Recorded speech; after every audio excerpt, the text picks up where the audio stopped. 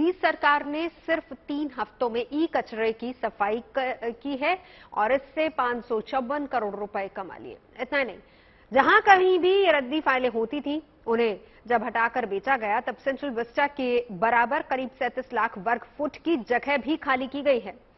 राजधानी में India post के दफ्तर ने तो ऐसी ही खाली जगह पर कर्मचारियों के लिए एक कैंटीन और शानदार गैलरी बनाई है। हम आपको बताएंगे कि सरकार ने इसी तरह कहां किस तरह के अभियान चलाया और उसका नतीजा क्या रहा, और साथ ही हम आपको ई कचरे के बारे में भी विस्तार से बताएंगे। लेकिन पहले ये रिपोर्ट देखिए।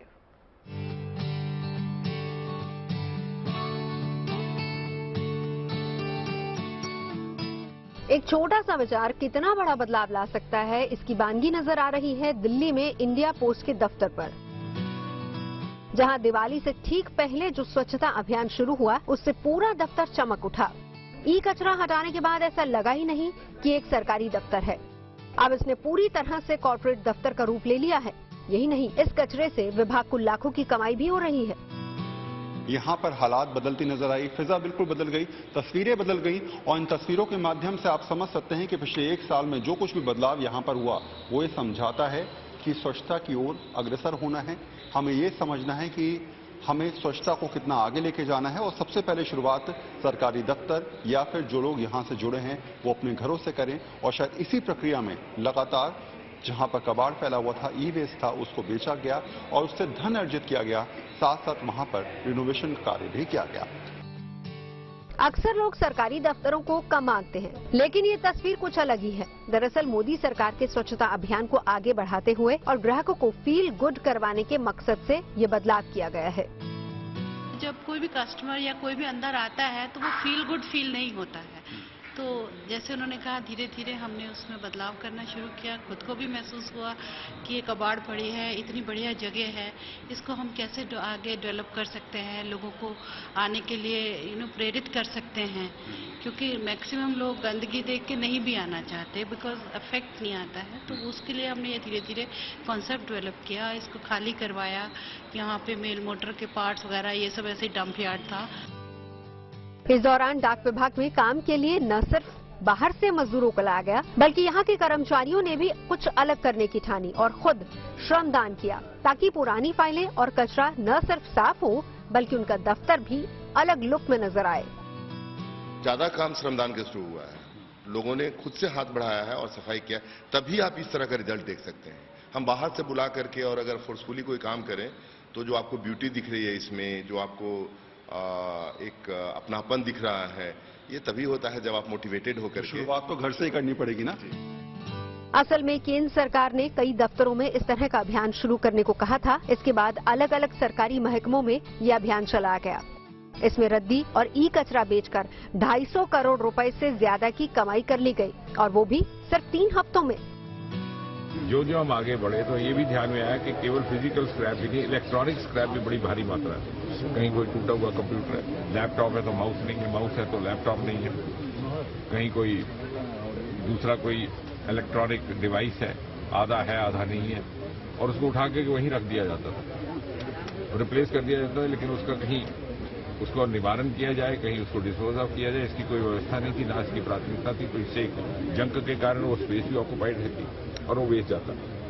जब हमने उसका डिस्पोजल शुरू किया तो ये पता चला कि मार्केट में डिस्पोज ऑफ करके जो पिछले वर्ष का अभियान था उससे 62 करोड़ रुपया ARPG विभाग ने स्टेट एक्सचेकर को जमा कराया था। इस बार अभी अभियान में 6-7 दिन बाकी हैं, 31 अक्टूबर तक है, 252 करोड़ रुपया का रेवेन्यू जनरेट हुआ है। और साथ ही साथ भारी मात्रा में स्पेस जो ऑक्यूपाइड स्पेस थी उसको वकेट किया गया। वहां पर कहीं कहीं रेस्टोरेंट बनाया, किसी मंत्रालय ने वहां प्रदर्शनी का एक कॉरिडोर बनाया है। ऐसा नहीं है कि मोदी सरकार ऐसे अभियान सिर्फ राजधानी और शहरों में ही चला रही है, गांव-गांव और देश के दूर दराज के इलाकों में भी इसे चलाया जा रहा है। प्रधानमंत्री जी का ये निर्देश था इस बारी कि दूर दराज के इलाकों तक ये अभियान फैलना चाहिए। तो उसके अनुसार हमने बॉर्डर एरियाज तक ये कैंपेन ले गए हैं। जैसे कि इंडिया पाकिस्तान बॉर्डर पे हम तंगधार SO तक पहुंच गए हैं। इंडिया बांग्लादेश बॉर्डर पे हम सबरूम सब पोस्ट ऑफिस जो अगरतला में है वहां तक पहुंच गए हैं। तो दूर दराज अंडमान निकोबार में हम ओरल काचा एक आइलैंड है वहां तक पहुंच गए। सो बेसिक इसका मकसद ये था कि लोएस्ट लेवल, ग्राउंड लेवल तक ये अभियान पहुंचाना है और स्वच्छता के प्रति जागरूकता बढ़ानी है। यानी प्रधानमंत्री नरेंद्र मोदी ने देश भर में स्वच्छता अभियान की जो शुरुआत की थी, उसे एक साथ कई मकसद पूरे हो जाते हैं। बात सिर्फ विचार की है। विचार अच्छे हों तो अपने आप मुकाम तक पहुंच ही जाते हैं। दिल्ली से वरुण सिन्हा के साथ bureau report, good news today. कि आखिर ये ई वेस्ट या फिर इलेक्ट्रॉनिक कचरा क्या होता है? हम अमूमन देखते हैं कि घर या फिर कई दफ्तरों में इलेक्ट्रॉनिक उपकरणों का इस्तेमाल करने के बाद, यानी जब वो खराब हो जाते हैं तो हम उन्हें इधर उधर फेंक देते हैं। इसे ही इलेक्ट्रॉनिक कचरा कहा जाता है, यानी कि ई कचरा। इलेक्ट्रॉनिक वेस्ट की एक परिभाषा ये भी है कि हम जिन उपकरणों को लंबे समय तक इस्तेमाल करने के बाद उन्हें यहां वहां फेंकते हैं, उनको स्थायी रूप से नष्ट नहीं कर पाते, तो यही ई कचरा कहलाता है। अब उदाहरण के लिए कंप्यूटर जो खराब हो जाते हैं, मोबाइल फोन जो खराब हो जाते हैं, खराब प्रिंटर, फोटोकॉपी मशीनें, इन्वर्टर्स, रेडियो, टेलीविजन, डिजिटल कैमरे, TV, motherboard, mouse, chip, SIM, washing machine समेत कई ऐसी चीजें हैं जो खराब हो जाती हैं, हम उन्हें इस्तेमाल नहीं करते, वो ई कचरे में जाती हैं। अब ये समझिए कि ये कचरा हमें या फिर आपको नुकसान कैसे पहुंचाता है। असल में इनसे मुश्किल तब खड़ी होती है जब इसका सही तरीके से कलेक्शन होता है और ये पानी, मिट्टी या फिर हवा में घुल जाते हैं और एक जहरीला रूप अख्तियार कर लेते हैं। ये हमारी सेहत के लिए भी काफी ज्यादा नुकसानदायक होता है। दुनिया में हर साल लाखों टन ई कचरा पैदा होता है और ये कचरा भारत ही नहीं बल्कि चीन, अमेरिका, जापान और जर्मनी के लिए एक बहुत बड़ा संकट खड़ा कर रहा है। हाल तो ये है कि कई देशों से होते हुए ये कचरा समंदर तक पहुंच जाता है, जो वहां जलीय जीवों को भी नुकसान पहुंचा रहा है। और इसी को देखते हुए भारत में भी समय समय पर जरूरी कदम उठाए जा रहे हैं। केंद्र सरकार के सख्त निर्देशों के बाद राज्य सरकार ने भी कई फैसले किए हैं। राज्यों में भी इस कचरे को रिसाइकिल करने के लिए कई यूनिट्स लगाई गई हैं। उत्तर प्रदेश, महाराष्ट्र, कर्नाटक और हरियाणा समेत कई राज्यों में यूनिट्स लगी हैं, लेकिन बड़ी चुनौती विदेशों में है, जहां अभी भी इस ई कचरे पर काफी काम होना बाकी है। देखिए, ई वेस्ट हमारे जो गार्बेज जनरेट होता है उसका एक बहुत ही इम्पोर्टेंट हिस्सा होता है। क्यों, मैं बताती हूँ।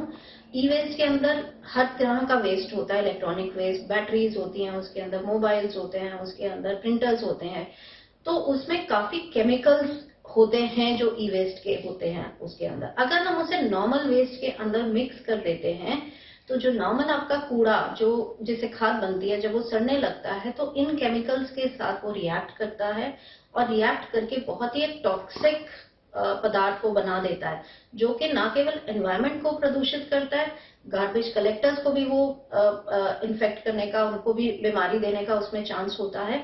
और अगर नहीं तो हम लोगों ने सुना है, मैं नहीं जानती कहाँ तक ठीक है या कहाँ तक नहीं है, इसमें से कुछ मेटालिक आइटम्स निकाले जाते हैं इलेक्ट्रॉनिक वेस्ट से और वो आगे बेचे जाते हैं।